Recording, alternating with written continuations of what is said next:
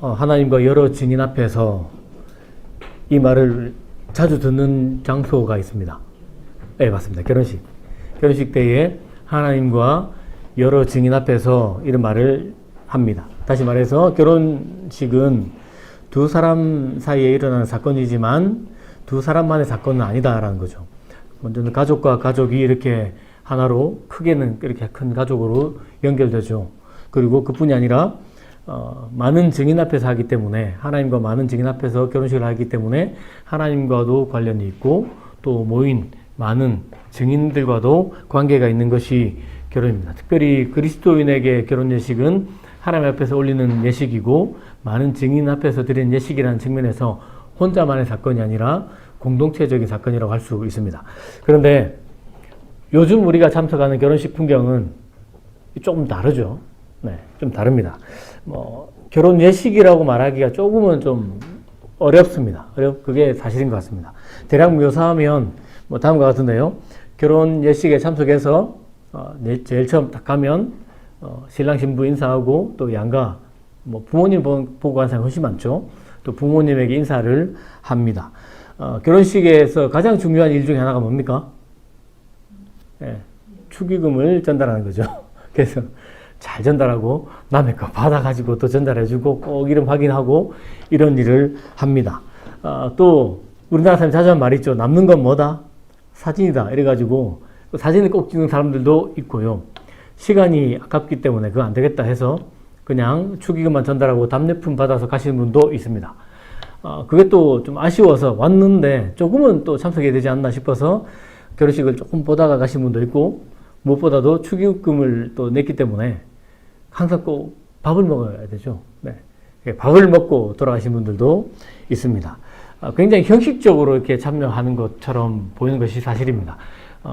증인으로 왔다기보다는 하객으로, 축하객으로 참석한 측면이 훨씬 더 강하지 않나라고 생각합니다. 그렇다면 만약에 우리가 기독교 예식을 하면서 증인 앞에서 할 때 우리가 증인으로 참석했다면 그 증인의 역할은 무엇일까라는 질문이 생기죠. 첫 번째는 신랑 신부 이 두 사람이 하나님의 뜻 가운데서 부부가 되었다는 일의 증인이 되겠죠.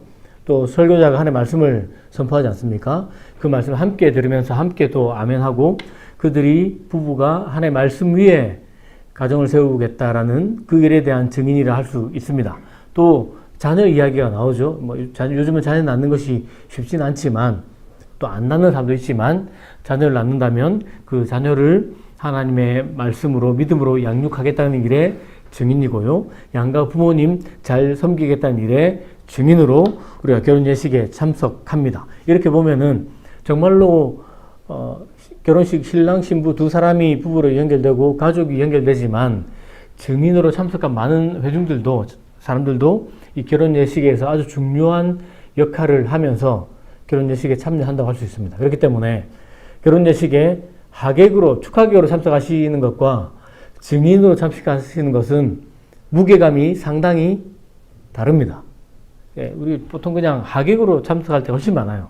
근데 정말로 아끼는 사람, 그런 결혼식에 증인으로 참석한다면 증인의 역할을 충분히 할 필요가 있습니다. 오늘 우리가 본문 3 말씀에 보면 이 결혼 예식을 앞둔 이 보아스가 결혼하겠다고 하는 거거든요. 그러면서 증인을 불러 모으고 증언하는 일, 그리고 또 증인으로 참석한 사람이 그에 대해서 축복하는 말들로 구성된 그런 본문이라 할 수 있습니다. 여러 가지 좀 질문이 생기는데 보아스는 왜 증인을 불러 모았을까? 이게 꼭 결혼식장은 아니거든요. 이때가 결혼식은 따로 있겠지만 그 자리에 증인을 불러 모으고 그에게 어떤 말을 합니다. 그런 말을 왜 했을까라는 질문도 생기고 또한 증인들이 말을 더 많이 해요. 증인들도 상당히 많은 분량의 말을 하거든요. 오늘 본문을 보면 보아스의 말보다 증인의 말이 더 많아요. 분량이. 그러니까 증인이 어떤 말을 했는데 왜 그 말을 했을까라는 질문도 해볼 수가 있고, 그 증인이 했던 말들은 그러면 그냥 땅에 떨어진 사라진 말이 되었을까? 아니면 열매 맺는 어떤 그런 말이 되었을까라는 질문도 해볼 수가 있고요. 무엇보다도 3000년 전에 이스라엘 땅에서 있었던 결혼식 관련한 이런 일들, 증인으로 출석한 사람들이 무슨 말을 듣고 무슨 말을 하고 이것이 오늘 이 시대에 살아가는 우리에게는 어떤 의미가 있을까? 우리가 이 본문에서 어떤 교훈을 받을 수 있을까라는 질문이 여러 가지 질문이 생깁니다. 그래서 대답을 말씀 속에서 한번 찾아보도록 하겠습니다. 먼저 본문을 보면 보아스가 증인을 불러 모으는 장면으로 시작하는데 왜 불러 모았을까라는 질문을 먼저 던질 수 있죠. 여러분, 가장 먼저 이 보아스가 룻과 계대 결혼을 하겠다라는 그런 장면이고, 뿐만 아니라 나오미 집안의 기업을 자기가 공식적으로 무르겠다라고 책임을 내가 다 하겠다라고 말하는 겁니다. 이런 일들은 은밀히 행하는 일이 아니에요. 법적으로, 공식적으로, 공개적으로 증인을 불러 모으고 책임을 다하는 그런 일이기 때문에 보아스가 성문은 공개 재판 장소기도 하거니와 가장 많은 사람들이 모이는 곳이거든요. 그곳에서 장로를 불러 모으고 또 성문을 출입하는 백성들을 불러 모으면서 공개적으로 공식적으로 일을 한 겁니다. 뭐 구제라든지 기도라든지 금식기도 이런 것들은 예수님께서 은밀하게 해라 라고 하셨죠. 그것은 하나님과 나 사이에 은밀하게 해야 되는 일이지만 이런 계대교훈이라든지 뭐 고엘 제도로서의 고엘의 역할을 하는 것은 은밀하게 살짝 하는 것이 아니라 모든 백성이 보는 앞에서 공개적으로 하는 일이고, 그렇게 하나님의 말씀을 지켜가고 순종하는 일이면서 모든 백성으로 하여금 그 일을 보고 본인도 그걸 목격하는 백성들도 하나님의 말씀을 중요하게 여기고 함께 지켜가도록 하기 위해서 이 일을 법적 절차를 밟으면서 일을 하는데요. 이걸 좀 더 집중해서 살펴볼 필요가 있습니다. 왜냐하면 이 아무개라는 사람 때문에 그렇습니다. 이 아무개라는 사람은 나오미 집안의 토지 무르는 일, 그거 하나 하는 것만으로도 버거워했습니다. 처음에는 좋다고 했지만 손익계산 따져보니까 이게 좀 어렵겠다. 내가 이거 까딱 잘못하면 손해만 보겠다 싶어서 바로 고사하거든요. 그런데 보아스는 뭐라고 말을 하냐면 나오미 집안에 토지 무르겠다라고 말하는 게 아니라 엘리멜렉, 기럨, 말론 집안에 있는 모든 것을 내가 다 사겠다. 그 모든 것을 내가 다 책임을 지겠다라고 말을 합니다. 뿐만 아니라 내가 룻을 아내로 맞아서 자녀를 낳게 하고 또 자녀를 잘 기르고 그 자녀가 장성하면 내가 사들인 모든 그 엘리멜렉 집안의 기업 그것을 다 물려주어서 내 이름 있게 하는 것이 아니라 엘리멜렉과 말론, 기럨 그 이름을 이어가도록 내가 하겠다라고 이야기하는 겁니다. 이게 지금 비교를 할 수밖에 없어요. 아무개라는 사람과 보아스를 비교할 수밖에 없고, 보아스가 훨씬 더 큰 책임을 자발적으로 떠안고 공식적으로 공개적인 자리에서 나는 하나님의 말씀을 이렇게 지키겠습니다 라고 그렇게 이야기하고 있습니다. 그렇기 때문에 이 공개적인 일에 공적인 일로서의 증인이 필요했기 때문에 마을 장로들을 불러 모으고 또한 그 성읍을 추리하는 사람들도 그 일이 벌어지면 참여할 수밖에 없죠. 궁금하니까. 그렇게 참여하면서 증인을 불러 모으고 세우고 내가 법적인 책임을 지겠다. 하나님의 말씀을 꼭 이렇게 지키겠다라고 이야기하는 겁니다. 이 보아스가 참 유력한 사람이죠. 정말로 참 유력한 사람이에요. 그가 하나님의 말씀을 얼마나 무겁게 여기는지, 하나님의 말씀을 얼마나 또 순종하려 하는지, 그 말씀을 얼마나 힘써 지키려 하는지 알 수 있는 대목이라 할 수 있습니다. 근데 이제 이 모든 일들이 증인 앞에서 하기 때문에 우리가 증인에 대해서 좀 살펴볼 필요가 있습니다. 그 나머지 내용은 또한 증인들이 화답하는 내용이기도 해요. 그렇기 때문에 증인들에 대해서 좀 더 정확하게 알고 짚고 넘어갈 필요가 있습니다. 증인은 실제로는 그 사건이나 일에 대한 당사자는 아닙니다. 그런데 법정에 서서 자기가 눈으로 본 것, 내지는 귀로 들은 것을 증명하는 사람, 그것을 증언한 사람이 증인입니다. 그렇기 때문에 증인이란 말 자체가 법적인 용어죠. 법에서 사용하는 그런 단어라고 할 수 있습니다. 그리고 증인은 자기가 보고 또 들은 것을 이렇게 진술해야 될, 거기에 더하거나 보태면 안 됩니다. 사실 그대로, 있는 그대로, 보았던 그대로 자기가 증언해야 될 책임, 그 있는 사람이 증인이라 할 수 있습니다. 이 예를 가지고 본문을 딱 보면은 여러 가지가 보이기 시작합니다. 그 중에 그 자리에 모였던 증인들이 가장 먼저 보았던 것은 보아스가 어떤 사람인지예요. 보아스가 어떤 사람인지 목격했습니다. 그가 하나님의 말씀에 순종하기 위해, 하나님의 뜻을 이루기 위해 얼마나 많은 희생을 치르는지, 얼마나 큰 대가를 치르는지 그것을 눈으로 목격한 사람이라 할 수 있습니다. 뿐만 아니라 그 자리에 있던 증인들은 보아스가 하는 말도 들었습니다. 보아스가 어떻게 하겠노라, 이런 일들을 자기가 지키겠노라 했던 것을 들었던 사람들이 증인이에요. 이 사람들이 이것을 보고 들었기 때문에, 특별히 그것을 하나님과 여러 사람들 앞에서 보았기 때문에 증인들은 보아스가 그것을 지켜가도록 해야 될 책임도 끌어안고 있습니다. 만약에 보아스가 그걸 잘 하지 않는다면은 증인은 당신은 그것을 해야 됩니다. 내가 그 일의 증인입니다. 라고 말을 해야 할 책임이 있죠. 뿐만 아니라 주변 사람에게도 만약 혹시라도 누가 물어본다면 왜 보아스가 엘리멜렉의 집을, 그 소유를 가지고 있습니까? 라고 그럼 물어본다면, 그것은 내가 그 일의 증인인데 기업 물을제 책임을 다했고 계대결을 통해서 이 일을 하겠노라고 했기 때문에 지금 보아스가 그렇게 하고 있습니다. 라고 말을 해야 될 책임도 있습니다. 뿐만 아니라 누군가가 보아스를 오해해가지고 저거 훔친 거 아니냐, 아니면 몰래 착복한 거 아니냐 라고 말을 한다면 그렇지 않다라고 또 보아스 편에 서서 보아스를 변호해 주어야 할 책임이 증인에게 있다고 할 수 있습니다. 이런 일 때문에 보아스가 증인을 불러 모았고 증인은 증인으로 그 자리에 참여했기 때문에 이런 책임을 가지고 있다라고 할 수 있습니다. 문득 그냥 이 본문을 읽다가 문득 질문이 생겼는데, 조금은 별개의 문제기도 하고 또 자세히 좀 주목해서 보면 연결이 되는 질문인데요. 하나님은 하나님의 일에 증인이 필요하실까? 라는 질문입니다. 이 보아스와 룻의 결혼과 기업 물은 일들이 하나님의 일이었죠. 그렇기 때문에 직감접적으로 연결이 돼요. 그래서 하나님은 하나님의 일을 이루어가신 데 있어서 증인이 필요하신가라는 질문을 해봤는데, 사실 여러분, 하나님은 성부, 성자, 성령 삼위일체 하나님이고요. 특별한 일에 유대인들이 진술할 때는 2명의 증인이 있으면 돼요. 2명. 그렇기 때문에 삼위일체 하나님은 굳이 증인이 필요 없으신 분이 아닌가라는 생각을 했습니다. 그런데 성경 여러 곳을 보아도 하나님은 항상 증인을 세우세요. 여러 일에, 오늘 이 보아스가 룻과 결혼한 이 일, 그렇게 해서 하나님의 뜻을 이루어 가거든요. 이것이 나중에 오벳 다윗으로 이어지고 저 멀리 예수님에게로까지 연결되지 않습니까? 이게 굉장히 중요한 일이거든요. 그래서 하나님의 일인데 그 일에 하나님이 증인을 세우세요. 그리고 그 증인을 통해서 당위성을 확보해 가시는 것처럼 보입니다. 그러니까 하나님이 증인을 참 중요하게 여기신다라는 사실을 우리가 발견할 수 있습니다.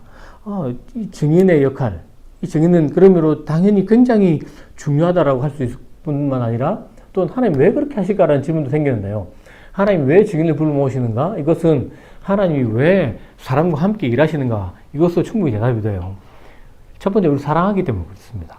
우리를 사랑하시기 때문에 하나님 우리를 증인으로 채택하시고 하나님의 일에 사람을 참여하게 하시고 우리와 함께 하나님의 일을 이루어 가시기를 즐거워하시고 늘 그렇게 일을 하세요.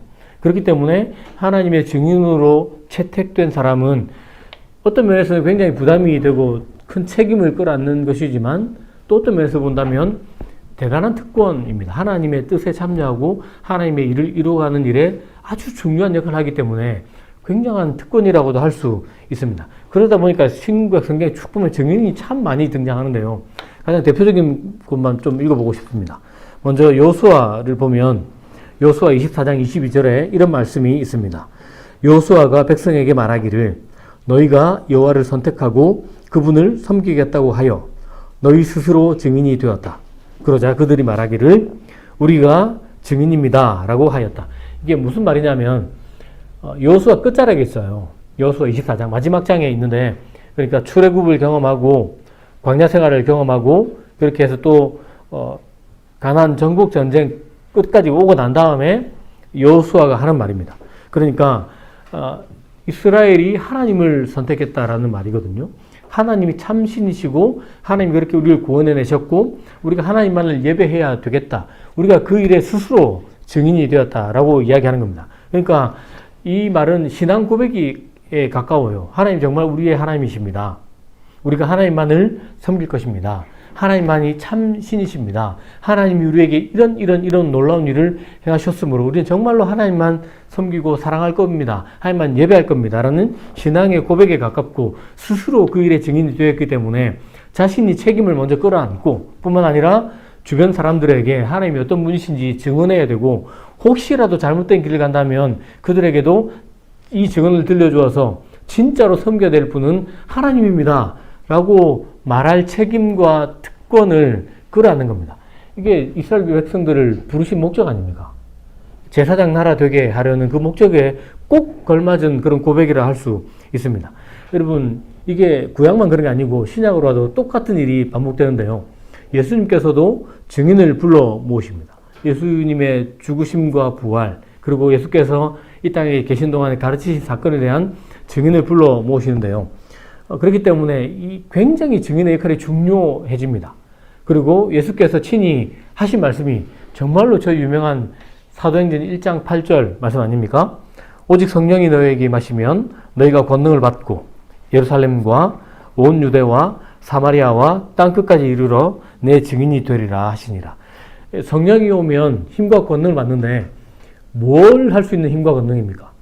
예수님의 증인이 되는 힘과 권능을 받는 겁니다. 이게 오해하시면 안 돼요. 이 힘과 권능을 받아가지고 내가 굉장히 어마어마한 어떤 권력을 가진다든지 권세를 가진다든지 높은 자리에 올라간다든지 뭐 부를 축적한다든지 이런 게 아니고, 힘과 권능을 받는데 예수님이 어떤 분이신지, 예수님이 우리를 위해 하신 일이 무엇인지 그것을 증언할 수 있는, 증인될 수 있는 힘과 능력을 공급받는다라고 그렇게 선포하셨습니다. 여러분, 이게 굉장히 중요한 것은 예수님이 이 땅에 오셔가지고 성육신 하셔서 공생의 생활을 하시고 뿐만 아니라 가르치시고 그러다가 고난 받으시고 죽고 3일 후에 부활하시고 승천하신 것이 다시 반복되는 일이 아니잖아요. 이게 반복되는 일이 아니에요. 그때 그것을 목격한 사람들이 있어서 그걸 증언으로 들려주어야 할 일입니다.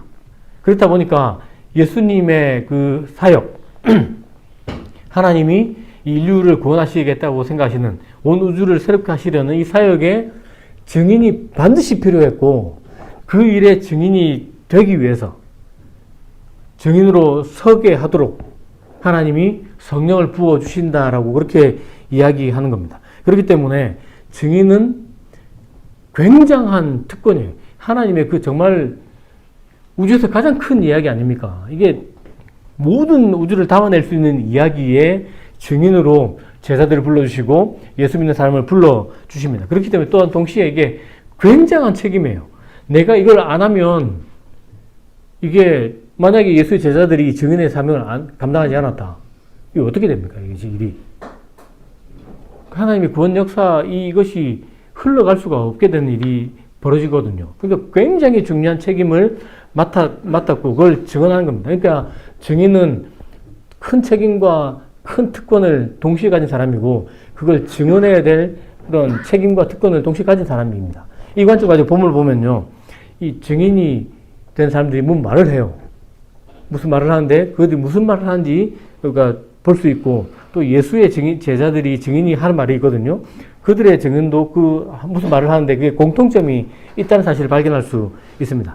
본문을 보시면 증인으로 채택된 장로들과 마을 사람들이 하는 말이 있는데 그게 무슨 말을 하냐면, 첫 번째는 모압 출신 룻을 이스라엘의 국모라고 말해도 괜찮을 라헬과 레아와 비교하면서 라헬과 레아를 통해서 이스라엘 집안이 나라가 세워진 것처럼 이 룻을 통해서 이스라엘이 서길 바랍니다 라는 이런 이야기를 합니다.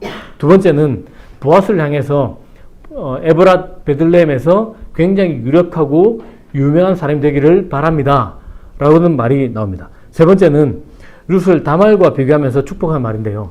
이게 룻과 다말이 좀 사실은 많이 닮았습니다.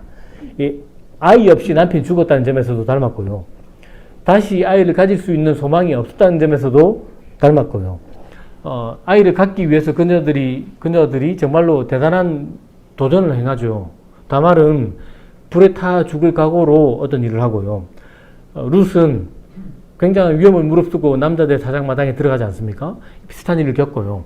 그리고 실제로 다말은 베레스를 낳아서 이때 당시 사실 다윗 집안으로 쭉 연결되거든요. 베레스 가문이 가장 유력한 가문이 되었습니다. 나중에 보겠지만 이 오벳의 집안이 가장 유력한 집안이 되거든요. 여러 가지 측면에서 이 두 사람이 닮았는데 그 이야기를 하면서 룻이 다말처럼 그런 정말로 유력한 사람을 낳아서 그렇게 유력한 사람이 되기를 바란다라는 그 세 가지 이야기를 합니다. 여러분 이게 굉장히 중요한 지점이 있는데 보아스 증인들 또 그 증인에 참여한 사람들이 이런 말을 했는데 룻기를 기록한 때가 언제라고 제가 말씀드렸죠? 이 보아스가 살아있을 때가 아닙니다. 대부분 다윗 시대로 예상해요. 다윗 시대에 룻기를 기록했을 것이다라고 그렇게 생각합니다. 그러니까 우리가 이 처음 룻기를 읽었던 사람, 그 읽어주는 것을 들었던 사람의 형편에 딱 서보면 뭔가 이게 보이지 않았던 게 보이는데요. 여러분, 굉장하지 않습니까?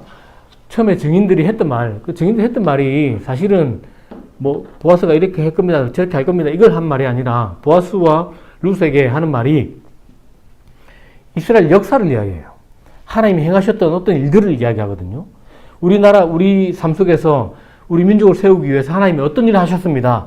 요 일들을 이야기를 하는데 그게 어떻게 되는가라는 질문입니다. 정말 그게 땅에 떨어진 말이 되었나? 증인들이 했던 말이 그냥 사라진 말이 되었나? 아니면 정말로 불이 내리고 꽃을 피우고 열매 맺는 말이 되었나라는 측면에서 보면 여러분 이게 룻을 라헬과 레아와 비교하면서 이스라엘을 세운 집안이 되길 바랍니다 라고 말했는데 이때가 다윗 시대였습니다. 다윗이 이스라엘 역사상 가장 주목받는 왕 아닙니까? 그 역사의 주인공이 누가 되었습니까? 룻이 되었어요. 그러니까 그때 증인들이 했던 말처럼 똑같이 된 겁니다. 그게 또 보아스를 향해서 에브랏 베들레헴에서 유명한 사람이 되길 바랍니다. 이 베들레헴 에브라다 같은 지역입니다. 다윗이 어디 출신입니까? 베들레헴 에브라다 출신입니다. 그리고 나중에 이제 솔로몬 시대를 가면 성전의 한쪽 기둥 이름이 누가 되죠? 보아스입니다. 보아스. 그러니까 보아스가 정말로 베들레헴 에브라다에서 굉장히 유명한 사람이 되어 있습니다. 그 집안으로 다윗 왕이 오거든요. 그러니까 그 행간을 읽어낼 수 있는 겁니다. 이게 전부가 아니죠.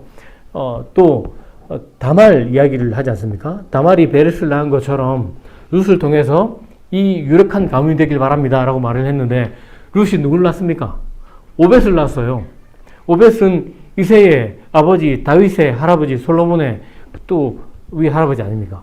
이게 정말로 베레스를 통해서 유력한 가문이 되었던 것처럼 룻을 통해서 오벳이 나오고 그것은 정말로 이스라엘에서 진짜 주목받는 그런 가문이 되었다라는 사실을 이 첫 독자들이 보고 있는 겁니다.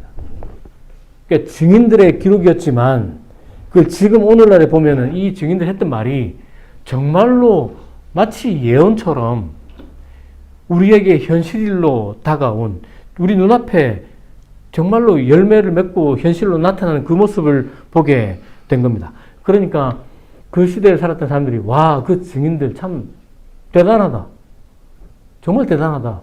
정말 그 일이 하나님 편에 선 일이 맞았고 그 사람들이 했던 말이 이렇게 우리에게 꽃이 피고 열매를 맺어서 우리가 그것을 보고 있구나라고 말을 했을 겁니다. 경탄하면서 그 이야기를 읽어내지 않았을까 짐작할 수 있습니다.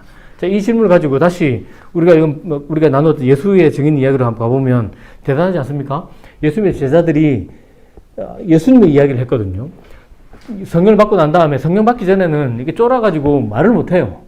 두려워가지고 막 할 수 있는 일이 마가의 다락방에 앉아있는 게 전부였습니다. 그냥 기도할 수 있는 게 전부였는데 성령을 받자 이들이 정말 대단한 증인의 사명을 감당하기 시작하지 않습니까?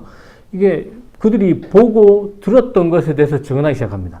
대표적인 말씀 제가 한번 읽어드리겠습니다. 사도행전 2장 32절. 이 예수를 하나님께서 살리셨습니다. 우리는 모두 이 일의 증인입니다. 사도행전 3장 14절 15절. 여러분은 거룩하고 의로운 분을 거절하고 도리어 살인한 사람을 놓아달라고 요청해 생명의 근원 되시는 분을 죽였습니다. 바라바 살리고 예수 죽인 사건 아닙니까? 이걸 말해주는 겁니다. 그러나 하나님께서는 그분을 죽은 사람들 가운데서 살리셨습니다. 우리는 이 일에 대해 증인들입니다. 우리가 이거 봤습니다. 우리가 이것을 들었습니다. 우리가 이 일의 증인이기 때문에 우리는 이것을 말을 해야 됩니다. 라고 이야기했습니다. 실제로 보면 당대 권력자들이 하는 말이 있죠. 내가 베드로를 아는데 쟤 겁이 많아. 쟤 잡아가지고 협박하면 쫄아가지고 말 못할 거야. 제 예수 잡았을 때, 협박했을 때 저주하고 욕하면서 분했던 그 사람이잖아. 그렇게 해서 실제로 불러오죠. 사도행전 4장 보면 불러와가지고 협박했어요. 협박. 그 협박의 내용은 기록되어 있지 않지만 협박했다라고 기록해 놓았습니다. 이게 좋은 말로 협박하는 건 아닐 겁니다. 하면 정말로 끝장내버리겠다는 진짜 겁을 줬을 거예요. 그런 말을 했을 때에 이 사람들이 했던 말이 있습니다. 사도행전 4장 19절 20절. 그러나 베드로와 요한이 그들에게 대답하여 말하였다. 하나님보다 너희의 말을 듣는 것이 하나님 앞에서 옳은 일인지 판단해 보아라. 우리는 보고 들은 것들을 말하지 않을 수 없다라고 이야기합니다. 이게 흔히 하는 말로 무슨 말입니까? 배째라 이 말입니다. 네. 배째라. 우리는 말할 거야. 때리려면 때리고 감옥에 가두려면 가두고 죽이려면 죽여라. 봤는데 어떻게 말을 안 못해? 이걸 들었는데 우리가 어떻게 말을 안 할 수가 있어? 우리가 하나님의 증인인데 하나님 이야기 해야지. 목에 칼이 들어와도 나는 이 진리를 내가 보고 들은 것을 말해야 되겠어. 나는 증인이 되겠노라. 이게 예수의 제자들의 이야기입니다. 여러분, 우리가 저들처럼 증인 아닙니까? 보아스의 증인이 있었고요. 예수님의 증인들이 있었죠. 우리도 이 일의 증인으로 부름받았습니다. 이게 또 이렇게 또 말을 하면 모르겠습니다. 속으로, 우리는 보아스를 본 적도 없고, 실제로 우리가 뭐 예수님 죽고 살아난 걸 내가 눈으로 보지 않았는데, 내가 무슨 그 일의 증인이야? 라고 생각할 수도 있습니다. 실제로 우리가 육신의 눈으로 예수를 본 건 아니고요. 우리의 귀로, 그 고막으로 말을 들어가지고, 뭐 그건 아닌 것 사실입니다. 그렇다고 해서 우리가 예수를 본 사람이 아닙니까? 예수를 못 봤나요? 예수님의 음성을 못 들었나요? 아닙니다. 여러분, 예수님께서 죽음을 이기시고 부활하셨기 때문에 지금도 살아계세요. 그래서 우리가 예수를 향해서 지금도 살아계신 분이라고 말하지 않습니까? 지금도 살아계시기 때문에 그분을 만날 수가 있고 볼 수가 있고 지금도 살아계시기 때문에 그분의 이 말들이 죽은 말이 아니고 살아있는 말이에요. 예수께서 가르치신 모든 말씀이 살아있는 말씀이기 때문에 우리가 예수를 만날 수 있고 예수의 음성을 들을 수가 있습니다. 기록된 말씀, 그 말씀을 읽고 보면서 예수를 보고 듣는 겁니다. 선포된 말씀을 들으면서도 여전히 예수가 살아계시기 때문에 하나님의 말씀을 들을 수가 있고 예수님의 음성을 들을 수가 있고 그분을 볼 수 있는 겁니다. 또한 성령이 우리에게 임하셨지 않습니까? 그래서 우리가 성령을 받아서 예수를 주라고 고백하고 있어요.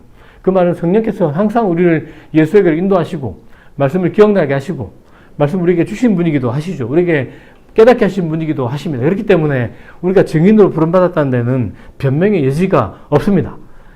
또 다른 핑계거리가 생깁니다. 무슨 말을 해야 됩니까? 무슨 말을 해야 되는지 이게 또 막막해요.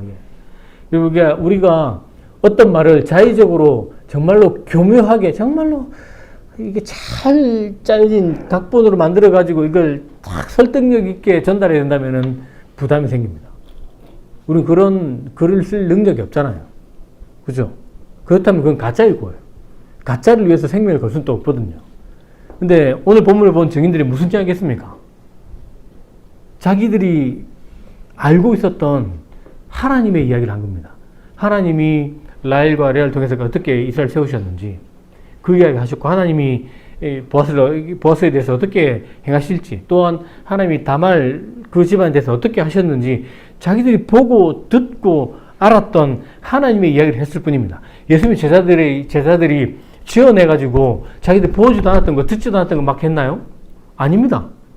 예수님이 가르쳐 주신 말씀 그거 들려주었고 자기들이 보았던 예수님 이야기 했고 특별히 예수님이 어떻게 십자가에 달려 죽으셨는지 어떤 고난 당하셨는지 그거 이야기하고 예수님이 어떻게 부활하셨는지 이야기하고 부활하신 이후에 40일 동안 어떻게 살아 계시면서 했던 그 이야기 했던 거거든요.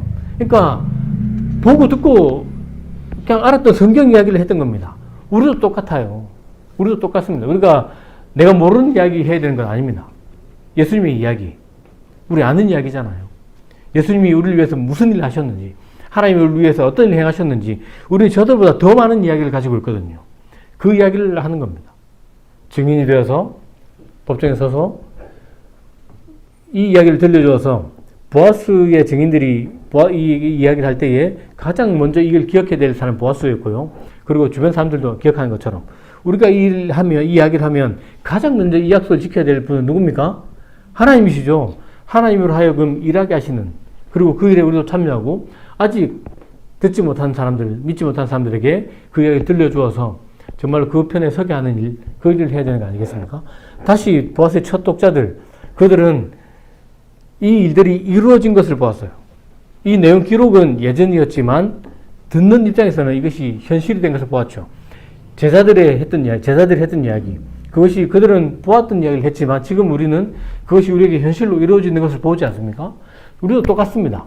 다시 오실 예수님에 대한 이야기, 하나님 나라 장차 완성될 하나님 나라의 이야기, 그 이야기를 하면 지금 우리에게는 예전에 있었던 일이에요. 지금 현재 진행 중인 이야기죠. 근데 언젠가 우리가 하나님 때에 우리의 눈으로 보게 될 겁니다. 우리의 모든 말이 진리였음을.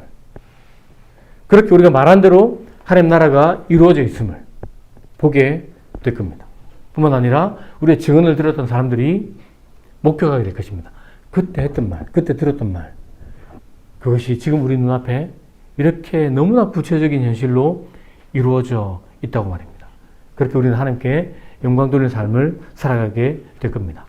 증인으로 살아갈 때에 이 영광에 참여할 수 있고, 이 특권에 참여할 수 있고, 증인으로 살아갈 때에 이 책임에 참여할 수 있고, 증인으로 살아갈 때에 이 영광에 참여하게 될 것입니다. 그러므로 우리도 보아스의 증인처럼, 예수님의 첫 증인들처럼 이 시대에 하나님 나라의 증인으로 살아내면서 이 영광, 이 특권, 이 책임에 참여하는 복된 인생 되길 예수님의 이름으로 축복합니다.